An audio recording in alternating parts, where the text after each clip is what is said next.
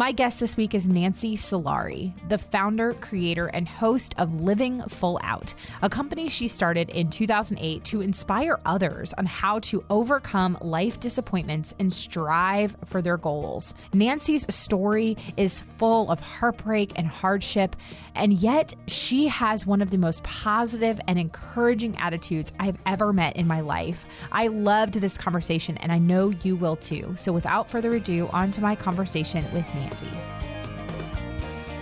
Nancy, I'm so excited to have you here on the show today. You are somebody who just in the, few months since I first learned about you and have done my, fair share of internet stalking, which is like okay to say that you do that nowadays. Right. In that time, I am just blown away by your story and all about you. And so I'm just so excited to have you today. So thank you for being here. Well, I appreciate you having me on. It's going to be a lot of fun. I know. So I want you to introduce yourself to our guests.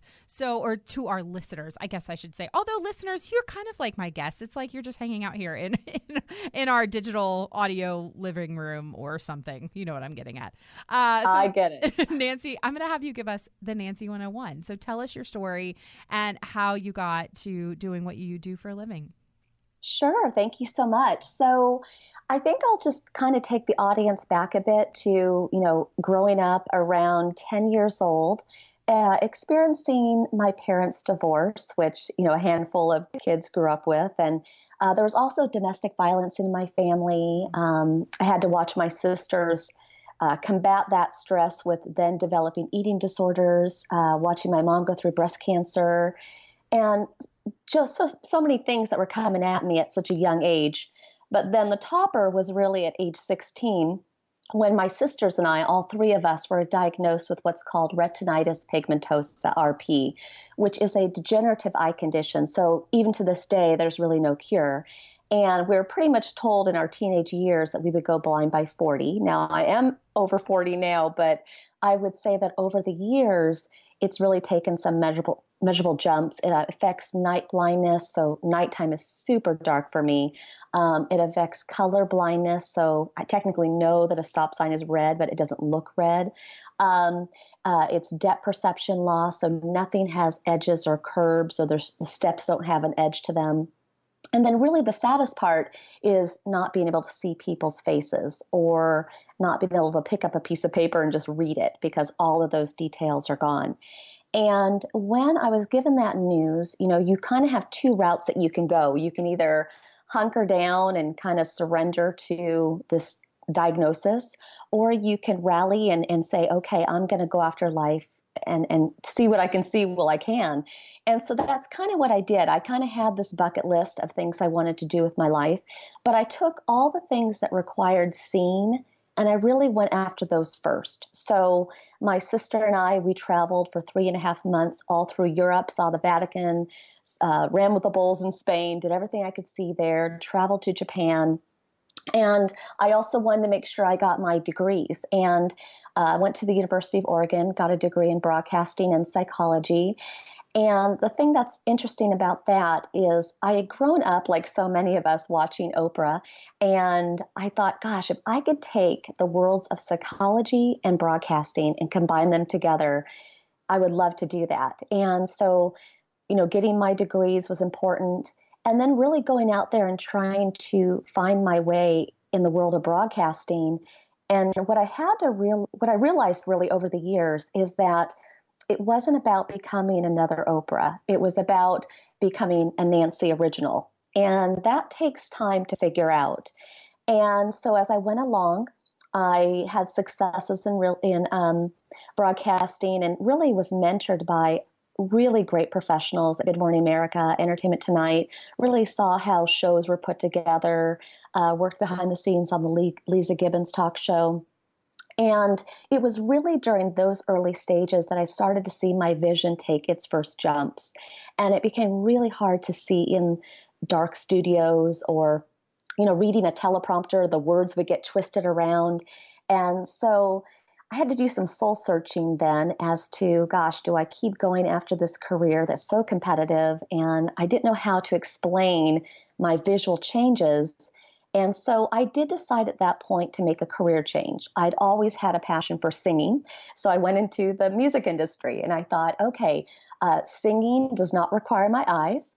And who knows, maybe I'll find my way back to broadcasting. So I went into singing and I performed professionally, recorded an album, did all of that. But the sex, drugs, and rock and roll, wasn't necessarily my scene. I realized that this girl from Oregon, it just wasn't the right vibe. I loved music, but I didn't see myself being on the road my entire life. And so I also noticed again that my vision was taking more jumps. I remember performing one time on stage and I literally almost fell off the stage. I just couldn't see the edge of it. I didn't know where it was. And so then I decided that I'd make another career change.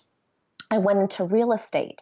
I'd always loved real estate, and I figured, okay, this is something I can do in the daytime. So nighttime wasn't going to be an issue anymore, or being in dark studios. I'm obviously showing properties in the daylight. And at that point, I was driving and everything went well. And I was a top producing realtor, worked for Remax, and it was great.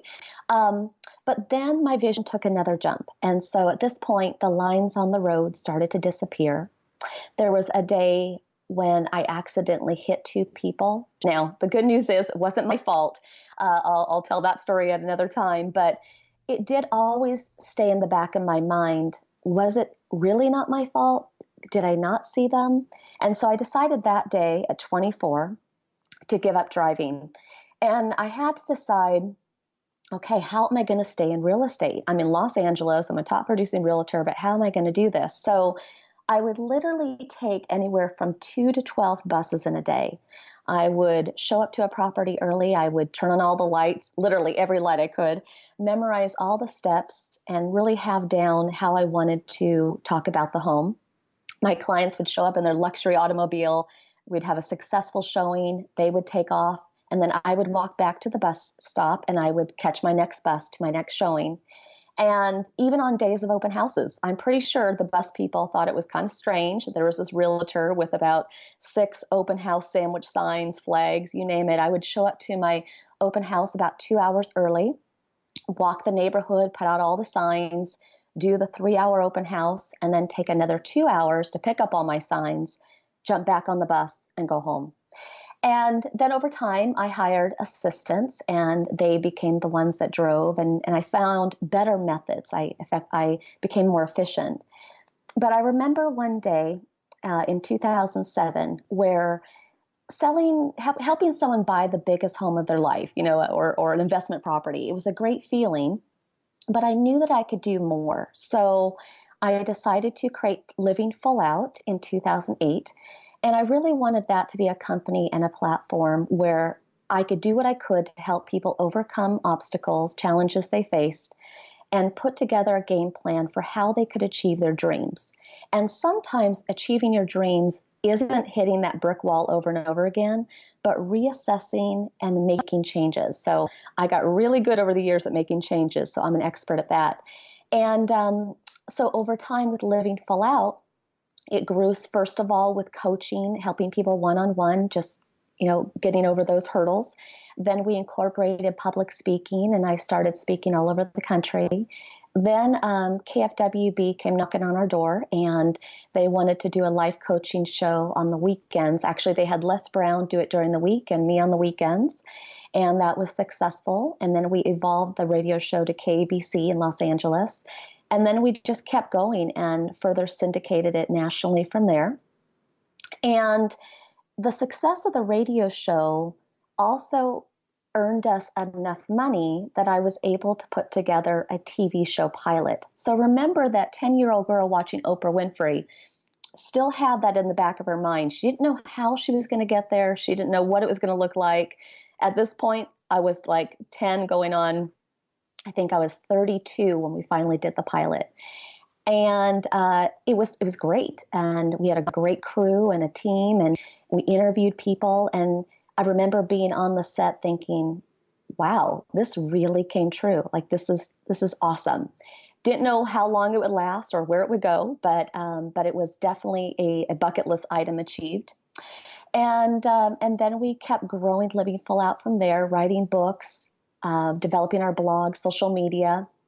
And so that's kind of where we are today. Now, I'll share also on a personal note that although I had overcame all those different stresses, the divorce, domestic violence, eating disorders, breast cancer, my early years, later on, I had to obviously give up driving, which was giving up my independence in some ways and having to figure out how to still be Nancy, how to still be independent. I had to experience dating when you can't see people. Those are literally blind dates. Yeah. I had miscarriages. I had financial stresses. I had sexual harassment. So what I'm getting at there is that, life is just going to keep giving you these lessons, and you have to just kind of plow through them, learn what you can. And so that kind of leads us to today. And I just really wanted to just give you guys that quick map as to kind of what I've gone through, and the story keeps being written. Wow, Nancy, thank you so much for sharing so much of your story and being so open and vulnerable. And I know that so often, like you said at the beginning, you can make a decision. And for you, it started really that coming to that fork in the road when you got the diagnosis of and I want to make sure I'm saying it right, retinitis. You are so close. I know it's tricky. It's retinitis pigmentosa. Retinitis RP. pigmentosa. Okay. Yep. RP. I'm just going to call it RP. So that is good. I like it. Yep. I'm trying.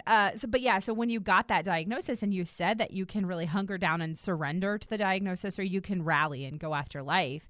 And that, for me personally, is something I resonate with so much, because that has been my story as well, is when I have experienced difficult things in life, I have had to make the decision. Do I let this tragedy, do I let this suffering own me, or do I learn from it? Do I move on? Do I try to make myself better in the process? And that's a really hard thing to do for a lot of people. And it's a really hard thing to do when you don't know what the next day is going to bring. And so I just want to say thank you for sharing that, because I think that is a lesson that can be applied in so many different scenarios. Well, you're welcome. Yeah. You're welcome. And I just actually want to kind of piggyback on that, because there's two things that I've kind of learned in going through all this over the years. But I would say number one, and this is for the whole audience, whatever you're meant to be, you might be meant to be a mom or dad, you might be meant to be a talk show host, you might be meant to be a scientist, a teacher, whatever you're meant to be, it's kind of like having a magnet inside of you, right? Where it's pulling you along. Even if you get off course, it's going to bring you back. You just have to be patient and assertive and have tenacity in going after it. Yeah. The other thing I would say too is not being afraid of making changes, because what we think our life is going to look like, life has so much color to it. Granted, I can't see color. There is color to life. Yeah. So you may want to be a kindergarten teacher, but you know what? Maybe you're really good with special needs kids, and that's where you should be. Maybe you want to be a police officer, but maybe that's just not the right environment either, and maybe you're better off being a investigator. Who knows? You see what I'm saying? So I think it's taking the qualities of what we want to do and being able to evolve and find that right match. Yeah, absolutely. Now, there's a question I had just from the beginning of your story. You said that at the age of 16, did you say all three of your sisters were diagnosed with RP? Yes, we are the three blind mice of the family. Yeah, Wow. We all have it. And I'm the youngest, but it's really been interesting because people have RP. Sometimes it's everybody, all the siblings or various people in the family, and sometimes it's just one person and everybody else has normal vision. And I think that's actually given us a really special pact that we have. And our single mom, she got divorced and she's always looked out for us, and she's kind of been our eyes over the years. And so it's given her a lot of purpose too, because, she wants to live every day to be our eyes as much as she can. Yeah, absolutely. Yeah, I was going to ask, is that is that common in cases of RP is it like a genetically based disease? Is it passed down? I mean, that's just Yeah, no, amazing. great question. It is genetic. It's a chromosomal mismatch that we just all three happen to Mm, have, and it was just our parents coming together and giving us that. But yeah. I don't know, it's interesting. It's actually been a gift over the years. I mean, don't get me wrong. There are times that I wish I could read something or just jump in a car and drive somewhere.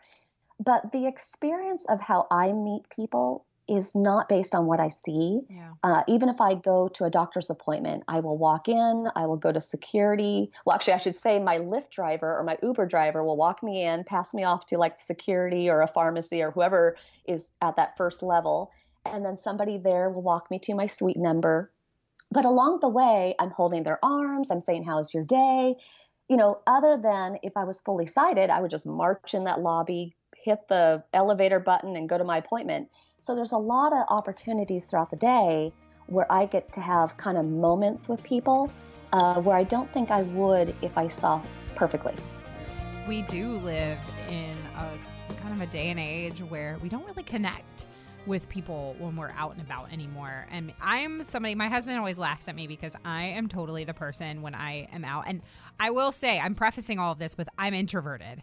But there's something that I really love about connecting with the people that I interact with when I'm out and about, like the cashier at the store or a waitress in a restaurant or, the gas station employee, whatever it is, like whoever I'm interacting with.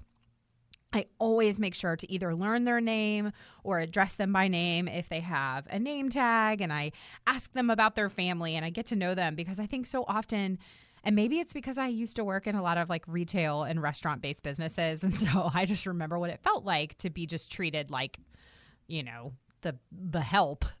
And I was just, ignored and not seen as a person, or just somebody just was like, waitress, go get me this, or whatever it is. Or, if I had to work on Black Friday in a retail setting and people were mad that I didn't have a doorbuster for them, things like that. I love doorbusters, but I get you. I know, get you. I know. And so, but it's one of those things where I have really become very sensitive to that, where I want to see the people that I interact with as people and treat them as people, and I address them by name and be like, you have a name and you have a family and you have a story, and I want to hear about that.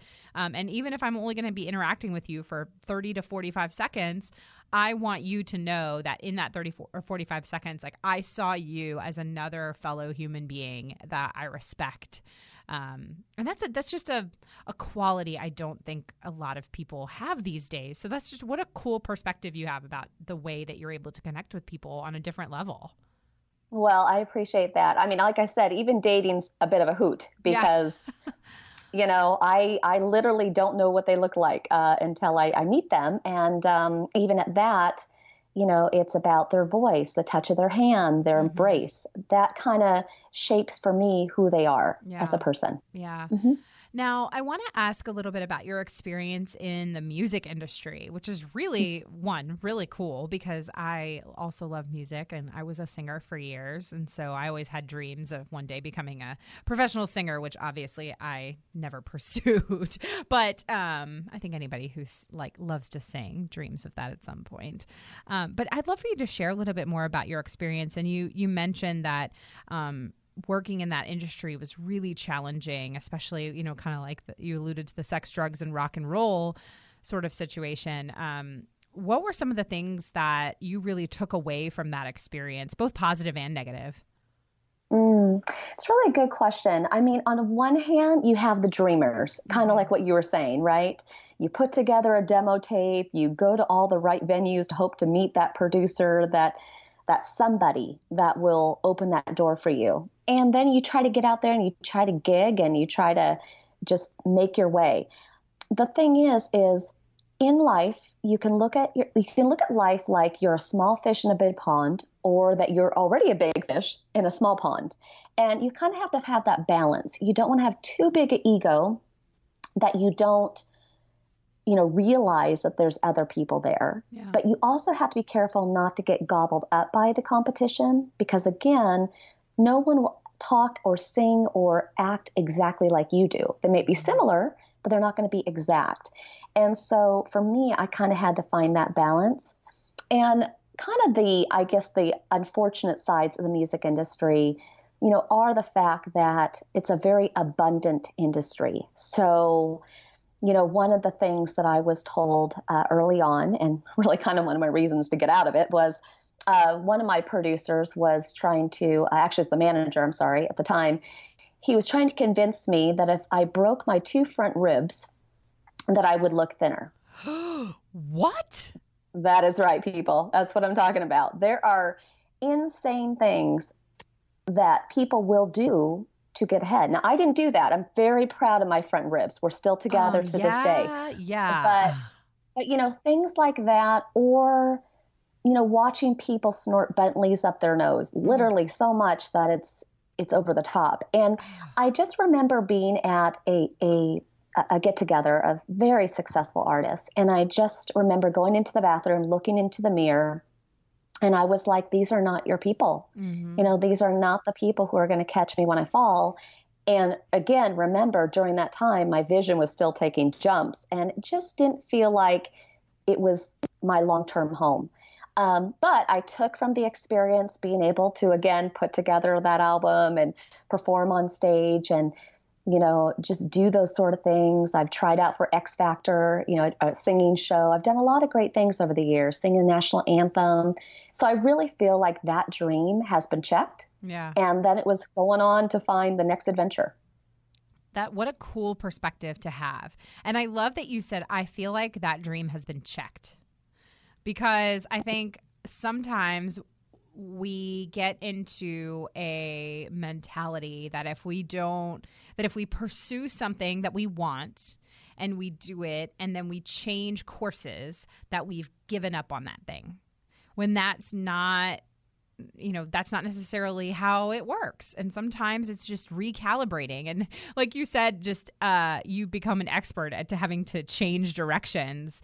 And that is so important when life happens, because you can only plan for so much.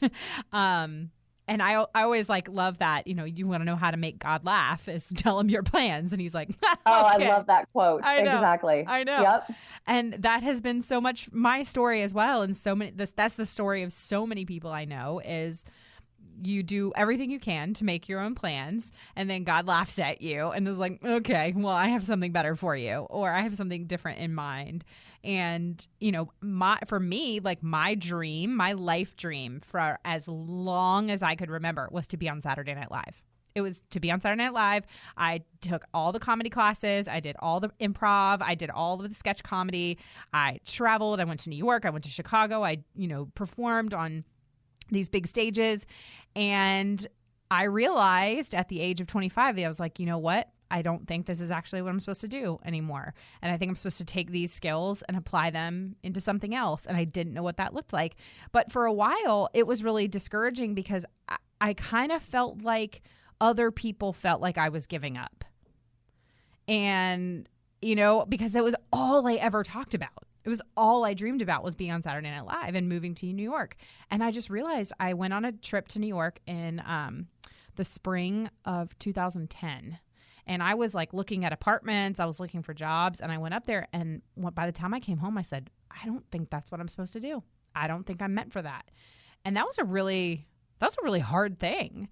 And so then I kind of felt like I was lost in the wilderness. I was like, okay, well, what do I do now? I get that completely. And, it's kind of funny because sometimes we take life too seriously. Mm-hmm. I mean, we need to take it seriously, right? We need to make money and have a full life and all that. But I mean, the thing is kind of, if we look at our life like a book, right? We have different chapters to our life. I'm going to give a really kind of cheesy example, but, as a child, we lived in Oregon and we had great fir trees. And my sisters and I, we used to climb the trees. We used to do all sorts of silly things and make tree houses, right? In my 40s, I'm not climbing trees anymore, right? That was a chapter. I had a tree climbing chapter. Yeah. So I think sometimes we have to look at our career the same way, right? Yeah. Your New York experience, my music experience, it was a chapter, but it doesn't mean it's throughout our whole book. Yep. If that makes sense. Oh, yes. Preach, girl. Yes, Nancy. Amen. I like it. I like it. I like it. Yes. So you made the shift, obviously, from music, and then you really began to get all these opportunities, with public speaking and doing life coaching and having your radio show and the TV pilot and all of that. And then that really led you to just continuing to pursue living full out. And so since 2008, so gosh, that's 11 years ago, which is crazy. What is, that's like the most cliche thing ever. But like, seriously, like where has the time gone? It's just seriously. I'm going to be like 100 next month. I know. Basically, I'm already planning for retirement in the next 3 weeks. Right. So, yeah, but in those 11 years, and as you've worked with lots of people and you've continued to make changes in your own life. And, there has been other instances of suffering that you have experienced from miscarriages and infidelity and things like that things that you have struggled with and shared in your story. What has really begun to, I guess, where has your vision changed in that time? And I don't mean your literal vision, although you have shared some of that, but you're both, I guess, both your literal and your figurative vision is what has changed about that during that time since you've really been pursuing what you feel, what you're called to do in this chapter. That is such a great question. So early on, I decided to go the career route. Now, I always dated, and I dated like significantly, like 3-4 year relationships. But I decided to go career first more than the family route because I knew that it was going to have to take all of my focus, all of my time, and it really has to get to where I am today.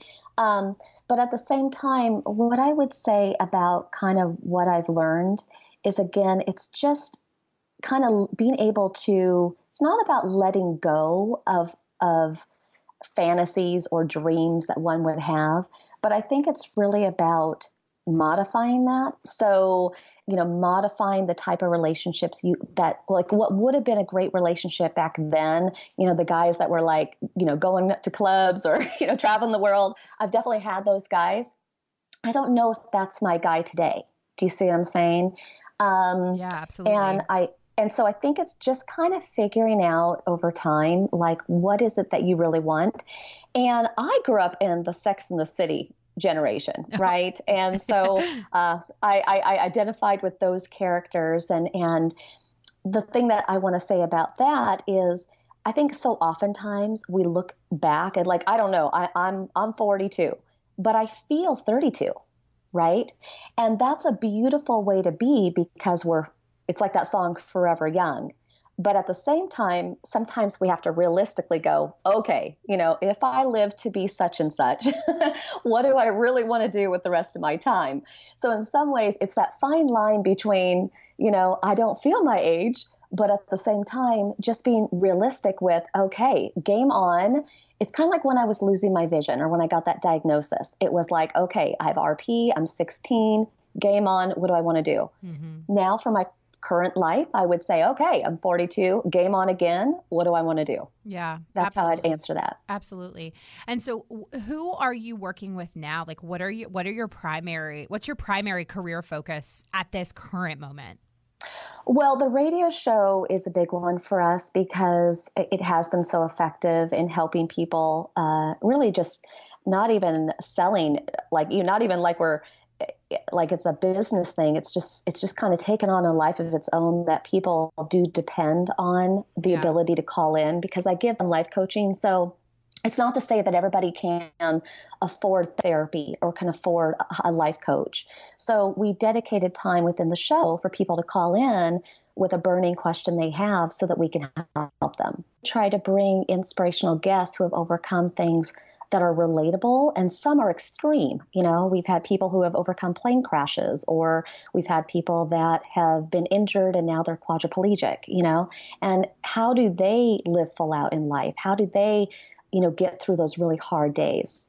And so we're proud of that show. We're we're working on a book right now, and hopefully that will come out soon for everyone to enjoy. And just keeping everything going. And then I do have my Nancy bucket list items. Those go on. Australia will be seeing me at some point. That's on my list, right? There's just certain things that I still want to do with my time. Trying to learn guitar right now. And as a visually impaired person, that's a little bit tricky, but I'm learning that. And it's just kind of keeping life fun, keeping it festive. Yeah, absolutely. That is such a good perspective to have. Yeah, and I think you really need to consider that with both life and career, because, I mean, I am all about people starting their businesses. I'm all about people supporting other people. So it's really interesting because a career doesn't have to be being a part of a corporation and being part of a team. It can be being an assistant and being support to a team or a person. But really, when it comes down to it, whether it's career or whether it's your personal life, it's really waking up every day with tenacity, vigor, excitement, knowing that the unexpecteds are going to come. There are going to be those bad days or the to-do list that never ends, right? But I think you just wake up with an appetite to live full out. And then at the end of the night, you just say, you know what? I did my best. And you go to sleep. Yeah. You try to turn it off. And then you wake up the next day and do it over. But if you let it become any more than that, then you're going to miss it. You're going to miss the life moments.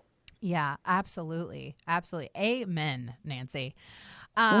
Nancy, this has been so much fun. But before we go, we are going to transition just a little bit because this is one of my favorite parts of the show. And it's where we get to just ask some fun, get to know you questions. And as my listeners know, this is also the portion of the show where my husband, who is my executive producer, he's a very handsome executive producer, where he actually inserts a sound effect, a movie clip, TV show clip of some sort to transition us to the get to know you round. So Nancy, are you up for some get to know you questions? I love it. Let's do it. Hello and welcome to What's That Name? The rules are simple. We show you a person, you tell us their name. This next question is for $250,000. And we've got a walk-on clue. Hey, Doug, it's me. I'm one of your closest friends. Hey, Todd. And I've been his girlfriend for 4 years. What's my name? Hey. Great to see you. It's great to see you. We've gone out to dinner 20 times and sat next to each other at multiple weddings. What's my name? Doesn't seem like you know her name. Of course I do. Of course I do. It's Missy. Audience. Todd, I'm so sorry.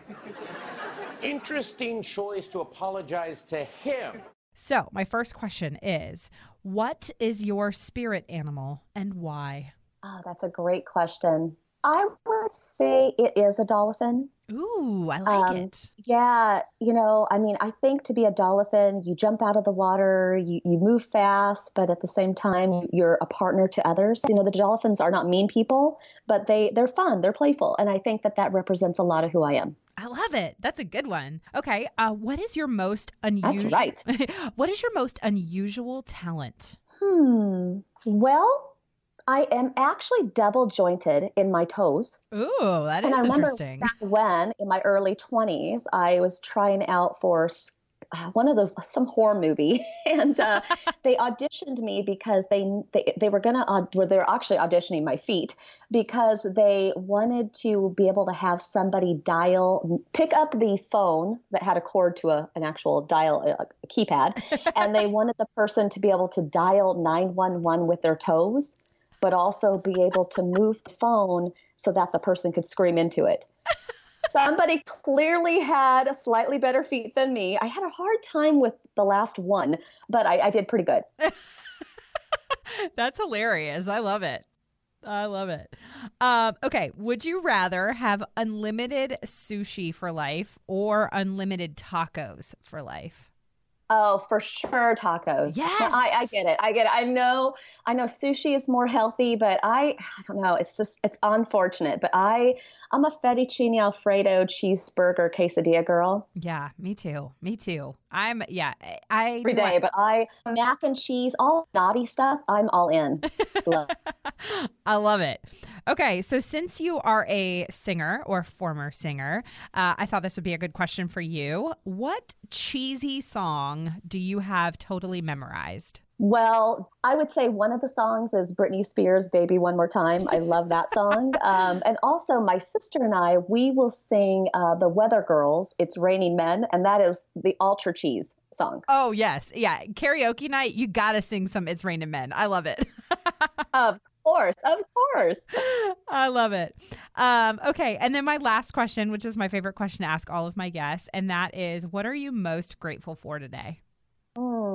That is a great question. I am grateful for the friends and family in my life. And actually, I do extend that even to you, Molly, because one of the things that I've learned is that, my support team, they are my eyes, they are my heart. And you need those people in your life to hold you up. So you can have the greatest vision in the world. You can have all the ambition to boot. But if you don't have that support team along the way, it's really hard to get up on those hard days. Yes, that is such a great perspective. Nancy, this has been such a encouraging and just uplifting conversation. I just appreciate you so much. And thank you so much for coming on the show and sharing your story with us. Thank you so much for having me on the show. I just wish everybody all the best. And here's to you living full out.